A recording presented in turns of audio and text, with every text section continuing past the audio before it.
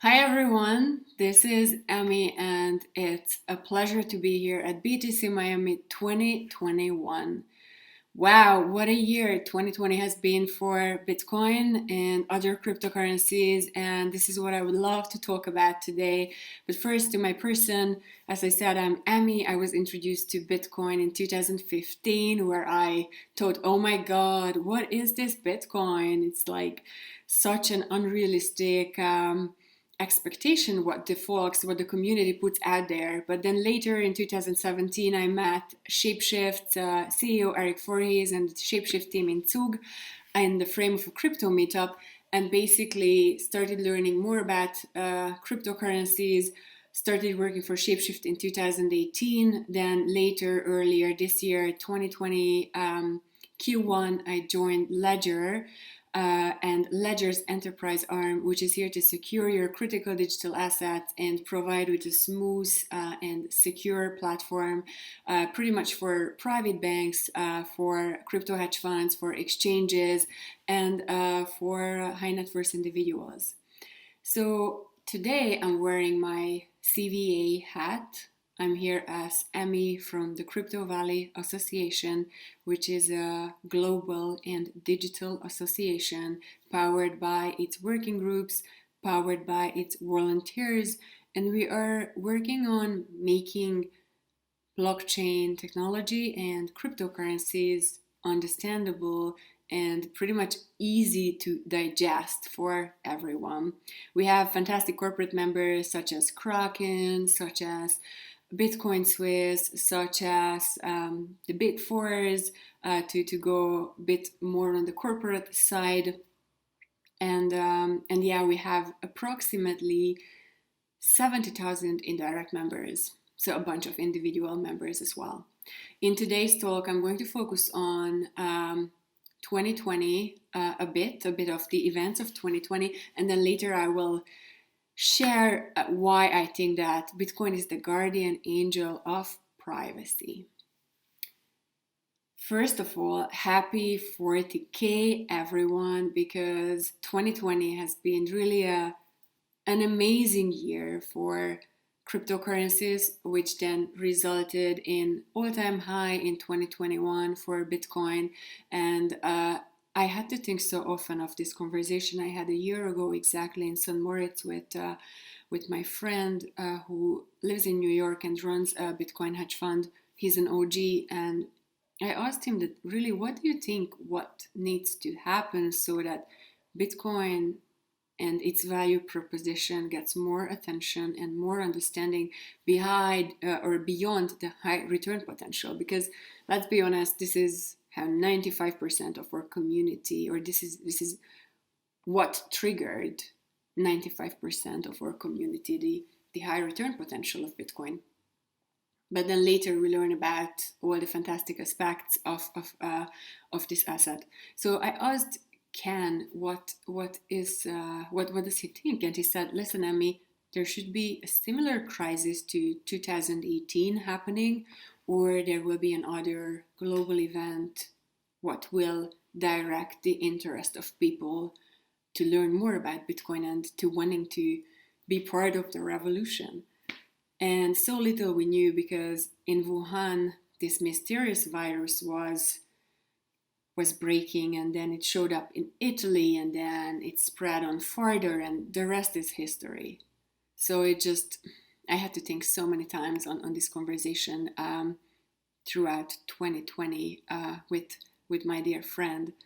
And so we've seen not just COVID, but basically what resulted to Bitcoin's shattering the previous all-time highs is, of course, the huge institutional demand, be it MicroStrategy, Mass Mutual, be it PayPal, or to mention a few European ones, Roofer, the hedge fund.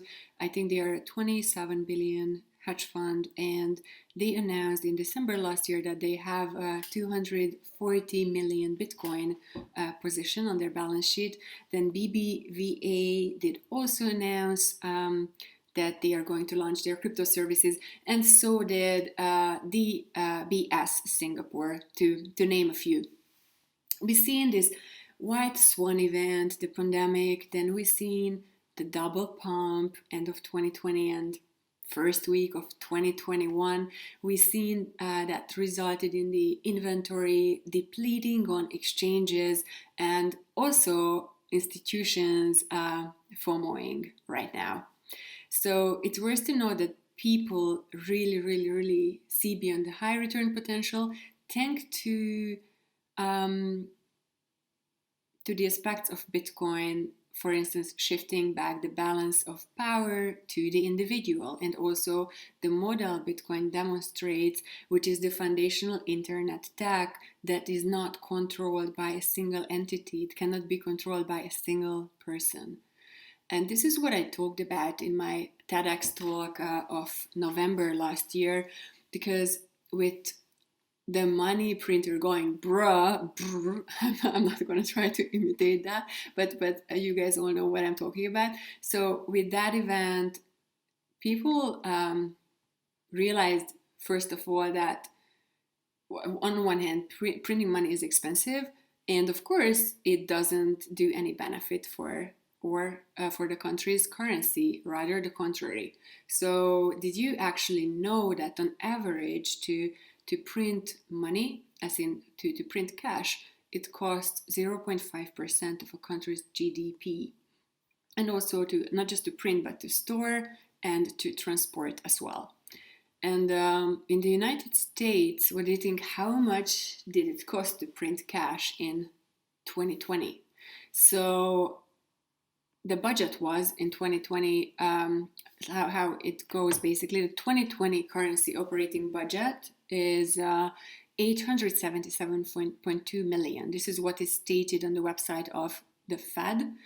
And of course, this is only printing, not mentioning the additional printing, what needed to happen in 2020. And this is without distribution of cash and no storage.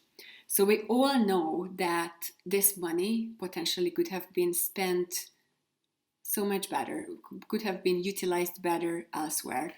And we had a bunch of positive aspects of the pandemic, such as digital capabilities have accelerated by at least 5 years. And we did witness a surge in digital payments globally. Now, when it comes to methods of paying, of course, paying by card is cheaper, it's more sanitary, and it's more convenient, but it comes with a major downside, and that is that Visa and MasterCard are profiling and are selling our data or transaction data to third parties, and those third parties basically are in possession of all this data, and they can use it in a way that they can influence our lives in ways what we are just learning about now.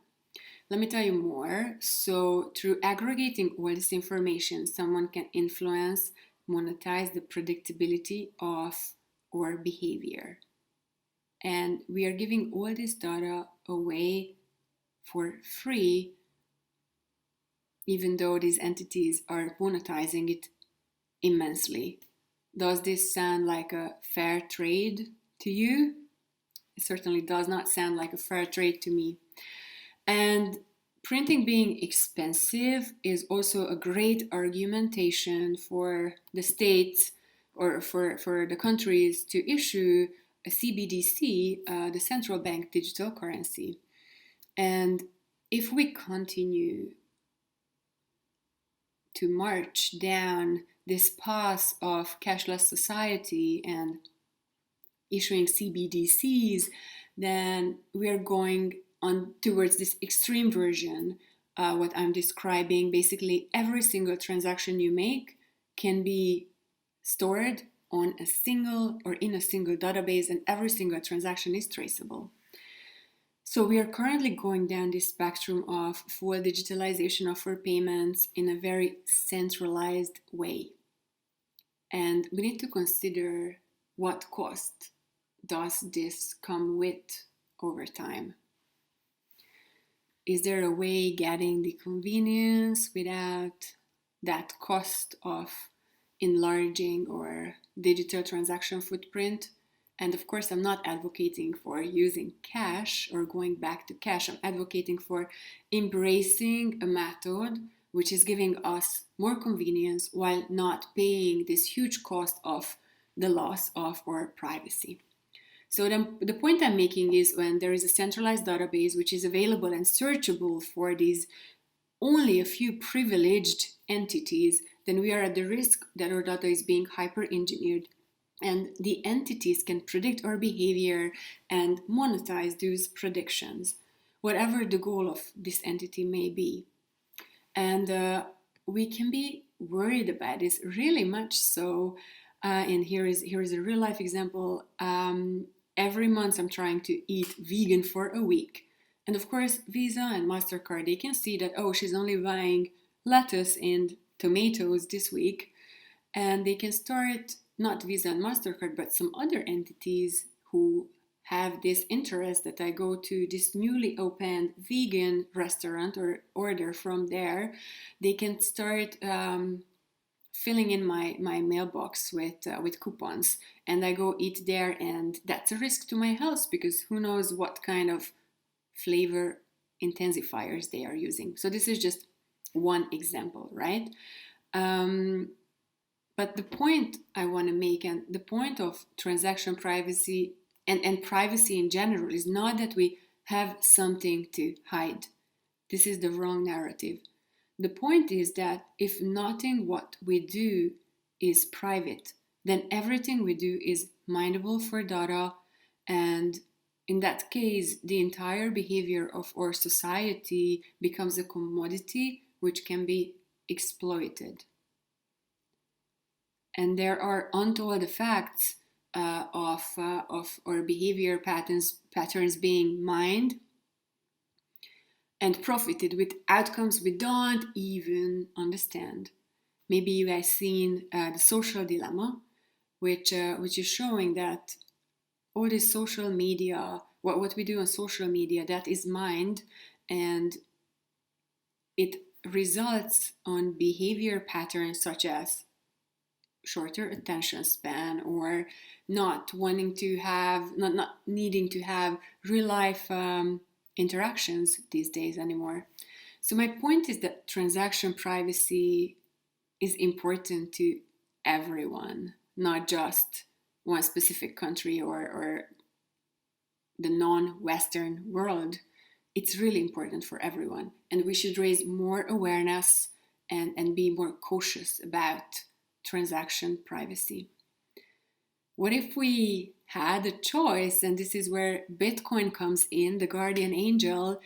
What if we had a choice how much of our data is being disclosed when shopping online? Similar to cash, when using Bitcoin, you don't need to reveal your entire, you don't have to reveal your identity, because it's enough that the merchant knows that you paid. So as we move towards convenience in our payments, this way we don't enlarge our digital transaction footprint.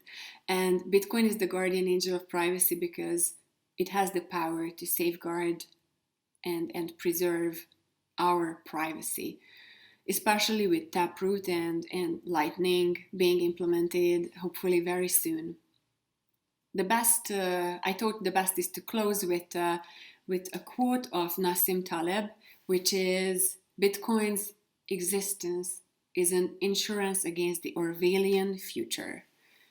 And I'm really hoping that because we are at BTC Miami, we can address and think about such topics, we can do something about them.